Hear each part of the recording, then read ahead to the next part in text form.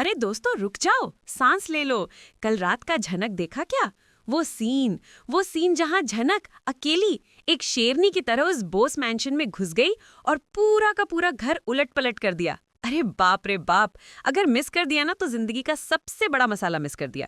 क्योंकि आज आपकी ड्रामा क्वीन पूजा लेकर आई है एपिसोड 708 की वो फुल टू फुल स्टोरी, जो इतनी मसालेदार, इतनी चटपटी है कि आपका दिल धक-धक करने लगेगा, आपकी आंखें भीग जाएंगी और कभी-कभी तो आप हंसी के मारे सोफे से गिर पड़ोगे।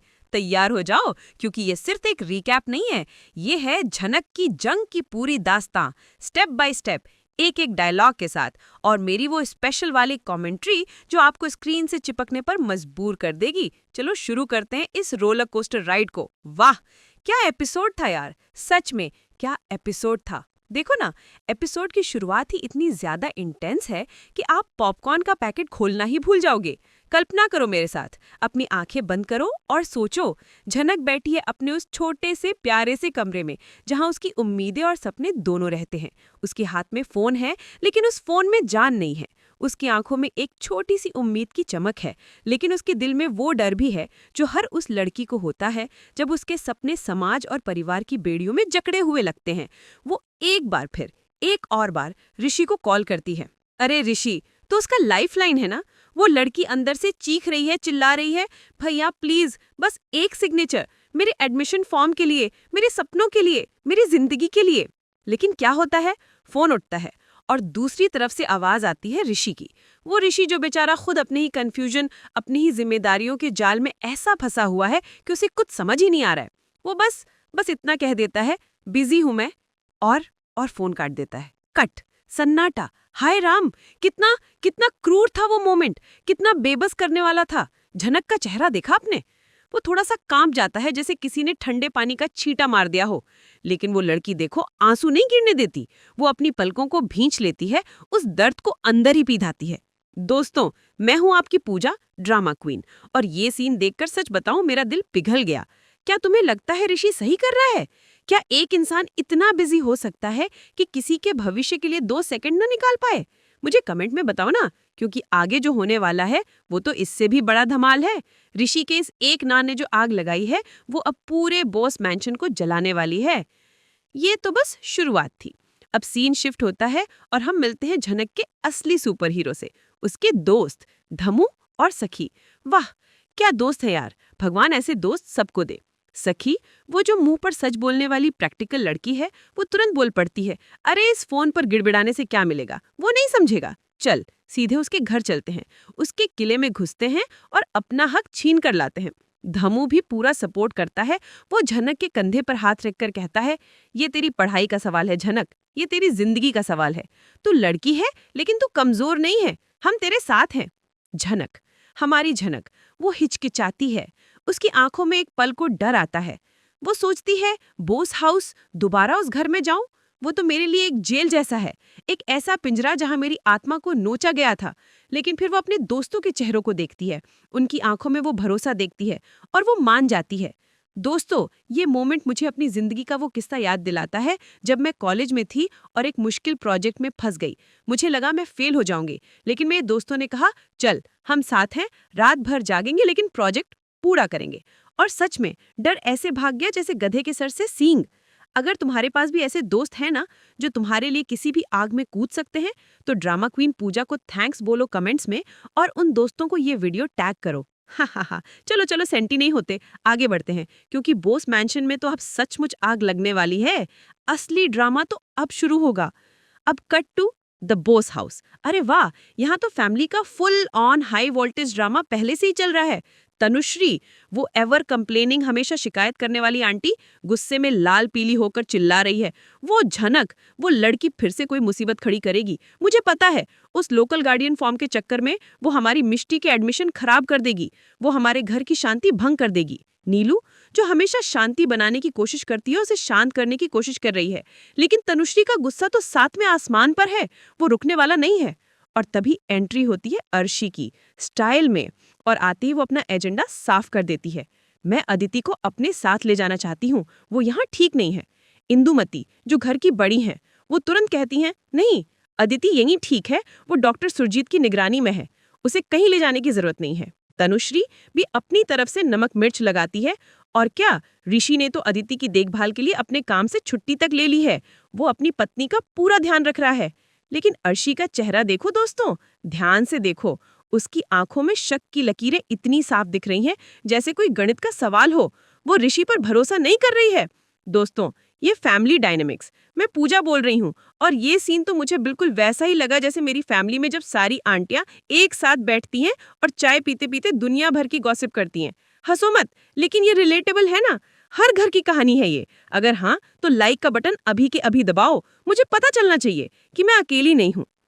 अब सीन शिफ्ट होता है अदिति के कमरे में। माहौल थोड़ा शांत है, लेकिन ये तूफान से पहले की शांति है। अनिरुद्ध, वो कूल डैडी, अपनी बेटी से पूछता है, अदिति बेटा, अब कैसी हो तुम? अदिति एक थकी हुई फीकी सी मुस्कान के साथ कहती है, अब ठीक हूँ पापा। ऋषि उसके पास बैठा है और उसे अपने हाथों से खाना खिला रहा है। और वो मोमेंट इतना स्वीट, इतना परफेक्ट लगता है कि एक पल को आपको लगेगा कि शायद सब कुछ नॉर्मल हो गया है, शायद ये एक खुशहाल परिवार है। लेकिन ना जी ना, इतनी आसानी से शांति कहाँ। अर्शी फिर से एक बम फोड़ती है। वो सीधे ऋषि पर शक करती है, उसकी आंखों में आंखें डालकर कहती है, मुझे तुम पर बिल्कुल भरोसा नहीं होता ऋषि, तुम कुछ तो छुपा रहे हो। अदिति, जो बीमार है, वो बीच में आकर कहती है, माँ प्लीज अभी ये सब बातें करने का टाइम नहीं है, मेरी तबीयत ठीक नहीं है। लेकिन हवा में वो जो कड़वाहट है, वो जो नाराजगी है, वो आप महसूस कर सकते हो। दोस्तों, ये इमोशंस का एक कॉकटेल है। इसमें प्यार है, शक है, गुस्सा है, देखभाल है, सब कुछ मिक्स है। क्या लगता है, अर्शी का शक सही है? क्या ऋषि सच में कुछ छुपा रहा है? स्पॉइलर अलर्ट, आगे सब पता चलेगा। ड्रामा क्वीन पूजा के चैनल पर ऐसे ही मजेदार ट्विस्ट मिलते रहेंगे। तो भैया इंतजार किसका कर रहे हो? सब्सक्राइब का बटन दबा ही दो अब देखो फैमिली की बातचीत का टॉपिक कैसे बदलता है। ड्रामा अब दादा भाई पर शिफ्ट हो जाता है। इंदुमती बताती है, दादा भाई तो पेंशन लेने के लिए पुतुल के साथ बाहर गए हैं। अर्शी, जिसे गॉसिप करने का कोई मौका नहीं छोड़ना, वो तुरंत पूछती है, अच्छा पुतुल का डिवोर्स हो गया क्या? इंदुमती कहती है, नहीं अभी तक तो नहीं हुआ है। फिर टॉपिक आता है रिद्धिमान का। अरे वही जो कभी सांझ से प्यार करता था, लेकिन फिर अचानक विदेश चला गया। अर्शी अपना अंदाजा लगाती है, अरे अब तक तो उसने वहां किसी गोरी मैम से शादी कर ही ली होगी। लेकिन इंदुमती कहती है, नहीं, जहां तक मुझे पता है वो अभी भी सिंगल है। और बस ऋषि का सब्र का बांध टूट जाता है। वो चिल्लाता है, अर्शी बस करो, तुम यहाँ अदिति से मिलने आई हो या पूरी फैमिली की पंचायत करने आई हो? वाह, क्या टेंशन है। माहौल में इतनी टेंशन है कि चाकू से काटी जा सकती है। दोस्तों, ये गॉसिप वाला सीन मुझे हमेशा हंसाता है, क्योंकि हर फैमिली में यही तो होता है, चाय के साथ चटपटी बातें, दूसरों की जिंदगी में झांकने का मजा। अगर तुम्हारी फैमिली भी बिल्कुल ऐसी है तो कमेंट में अपनी सबसे funny family gossip story share करो। पूजा यहाँ है तुम्हारी सारी। और तभी तभी डोरबेल बजती है। ट्रिंग ट्रिंग। एक पल के लिए सब चुप हो जाते हैं, एक दूसरे को देखते हैं। इस वक्त कौन आया होगा? तनुश्री दरवाजा खोलने जाती है। वो दरवाजा खोलती है और भूम, सामने झनक खड़ी है, अकेली।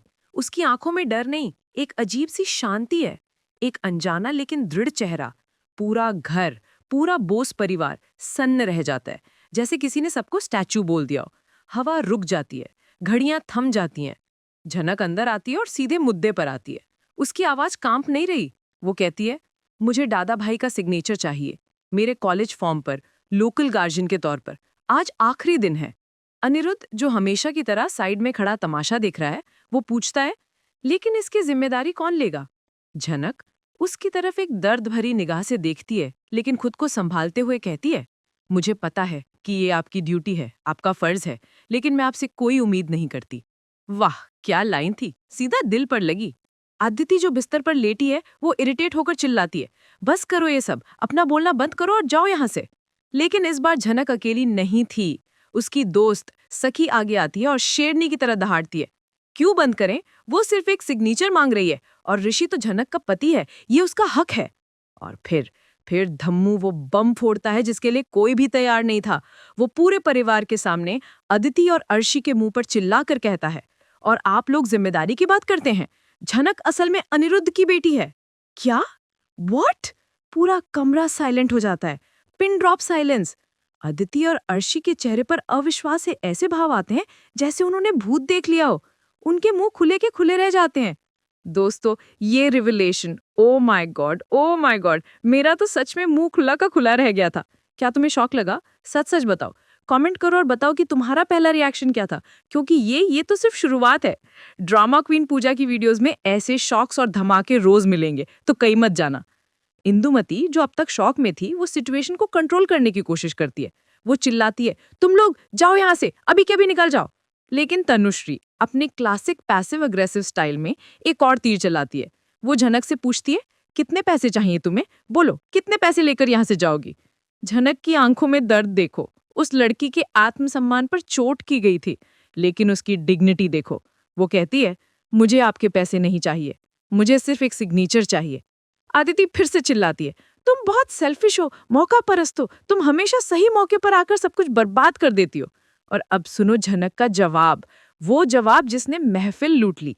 वो कहती है, मैंने कभी तुम्हारी जिंदगी बर्बाद नहीं की, बल्कि मैंने अपनी खुशी तुम्हारे लिए कुर्बान की है।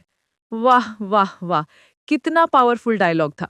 दोस्तों, ये वो मोमेंट है जो झनक को एक आम लड़की से एक हीरोइन बनाता है। मैं पूजा हूं और ये डायलॉग सुनकर मैं तो सच में अपनी सीट पर खड़े होकर ताली बजाने लगी थी। अगर तुम भी मेरे साथ क्लैप करना चाहते हो तो इस वीडियो पर क्लिक करो और लाइक का बटन तोड़ दो। अब तक ऋषि चुपचाप ये सारा तमाशा देख रहा था। उसके चेहरे पर एक तूफान चल रहा था, लेकिन अब वो उठता है। वो झनक के हाथ से फॉर्म ले लेता है। आदिति पैनिक मोड में आ जाती है। वो चीखती है, नहीं ऋषि, साइन मत करना, मैं कह रही हूं साइन मत करना। ऋषि अदिति की तरफ देखे बिना एक गहरी सांस लेता है और कहता है, ये झनक के भविष्य का सवाल है और हमने उसे प्रॉमिस किया था। अदिति कहती है, किसी की मदद करना और किसी की पूरी जिम्मेदारी लेना दोनों में बहुत फर्क होता है। लेकिन ऋषि फैसला कर चुका था। वो पेन उठाता है और साइन कर देता है। उन पेन की स्ट्रोक्स में सिर्फ ईआई नहीं थी, उसमें एक विद्रोह था, उसमें एक राहत थी। वो अपनी फैमिली के इमोशनल तानाशाही के खिलाफ एक बगावत थी। झनक की आंखों में आंसू आ जाते हैं, लेकिन ये खुशी के थे। वो धीरे से कहती है, थैंक्स, और बिना पीछे मुड़े, बिना किसी और को देखे, वो अपनी दोस्तों के साथ वहां से चली जाती है। End of scene. लेकिन दोस्तों, ये अंत नहीं है, ये तो एक नए तूफान से पहले की शांति है। अब चलो इस एपिसोड का पोस्टमार्टम करते हैं, क्योंकि ड्रामा क्वीन पूजा बिना डीप एनालिसिस के कैसे रह सकती है। ये एपिसोड क्वाइट फायर का एक परफेक्ट एग्जाम्पल था। शांत आग। झनक का बोस मैंशन में एंट्री करना कोई आम बात नहीं थी, ये सिंबॉलिक था। ये उस जगह पर उसकी वापसी थी जहां उसे मिटाने की, उसे तोड़ने की हर कोशिश की गई थी, लेकिन इस बार वो खुद अपने पैरों पर खड़ी होकर आई थी। और ऋषि का वो साइनिंग मोमेंट, अरे वो तो इस कहानी का टर्निंग पॉइंट है दोस्तों। ये सिर्फ एक दया का काम नहीं था दोस्तों, ये उसके परिवार के इमोशनल डिक्टेटरशिप के खिलाफ एक खुला विद्रोह था। उसने पहली बार अदिति के खिलाफ जाकर झनक के लिए स्टैंड लिया। और अदिति का कड़वापन, उसकी जलन, एक समय में जो लड़की इतनी दयालु और अच्छी थी, अब वो इनसिक्योरिटी में इतनी डूब चुकी है कि वो जहरीली हो गई है। झनक पर उसके ताने असल में उसका डर दिखाते हैं, कंट्रोल खोने का डर, ऋषि को खोने का डर। और अनिरुद्ध की न्यूट्रलिटी, मुझे तो ये कायरता लगी, सॉरी, लेकिन सच यही है। वो साइडलाइन पर खड़े होकर तमाशा देखता रहता है, जबकि सच खुद चलकर उसके दरवाजे पर आ गया था। वो चाहता तो 1 मिनट में सब कुछ ठीक कर सकता था, लेकिन उसने नहीं किया। दोस्तों, ये शो इतना ग्रिपिंग क्यों है? क्योंकि इसमें जो फैमिली पॉलिटिक्स दिखाई गई है वो बिल्कुल रियल है। वो जजमेंटल एटीट्यूड्स, वो टेढ़े मेढ़े वफादारी के रिश्ते, वो ताने, ये सब हमारे आसपास होता है। और झनक का वो कंपोजर, बेइज्जती के बीच में भी शांत रहना, हमें याद दिलाता है कि क्यों वो इस कहानी की इमोशनल एंकर है। हर एपिसोड उसके साथ और ज्यादा भारी, और ज्यादा रिच महसूस होता है। और प्रीकैप में दिखाया है कि झनक सिम्बुलोनी लौटने की तैयारी कर रही है, जबकि अनिरुद्ध और अर्शी मिलकर उसकी एडमिशन को खराब करने का प्लान बना रहे हैं। मतलब शांति तो इस शो की डिक्शनरी में एक लग्जरी है। यहाँ तो हर पल ड्रामा ही ड्रामा है। लेकिन रुकना, ये रिव्यू भी खत्म कहाँ हुआ है? ये तो बस ट्रेलर था। चलो अब हर कैरेक्टर के दिमाग के अंदर एक डीप डाइव करते हैं। पहले बात करते हैं हमारी हीरोइन, हमारी शेरनी झनक की।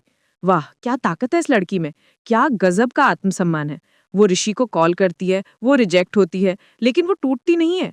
वो अपने दोस्तों के साथ उस घर में जाती है जहां उसे नफरत के सिवा कुछ नहीं मिला। वो पूरे परिवार के ताने सहती है, लेकिन वो डिगती नहीं है। याद है वो सीन जब धम्मू रिवील करता है कि झनक अनिरुद्ध की बेटी है? सोचो उस लड़की पर क्या बीती होगी। पूरा कमरा जम गया था, लेकिन झनक का चेहरा देखो, उस पर दर्द था, लेकिन वो मजबूत खड़ी रही। मैं पूजा बोल रही हूँ, और अगर मेरी लाइफ में कोई मेरे मुंह पर ऐसा सच फेंकता तो मैं तो शायद वहीं चिल्ला उठती या रो पड़ती। लेकिन झनक शांत शक्ति, क्वाइट पावर। तुम्हें उसका कौन सा डायलॉग सबसे ज्यादा पसंद आया?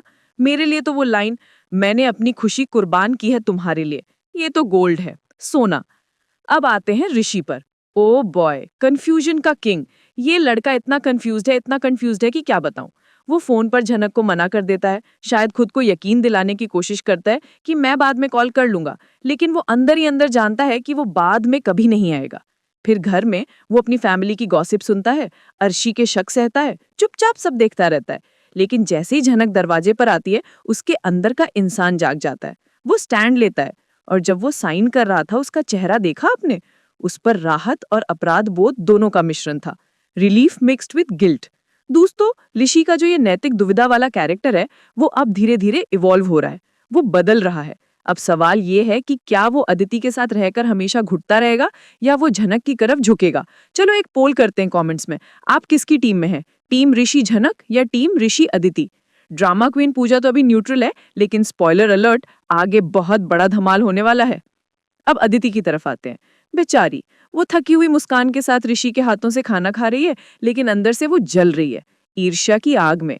जैसे ही वो झनक को देखती है, वो फट पड़ती है। सेल्फिश, मौका परस्त, उसकी शब्दों में जलन और इनसिक्योरिटी साफ साफ झलकती है।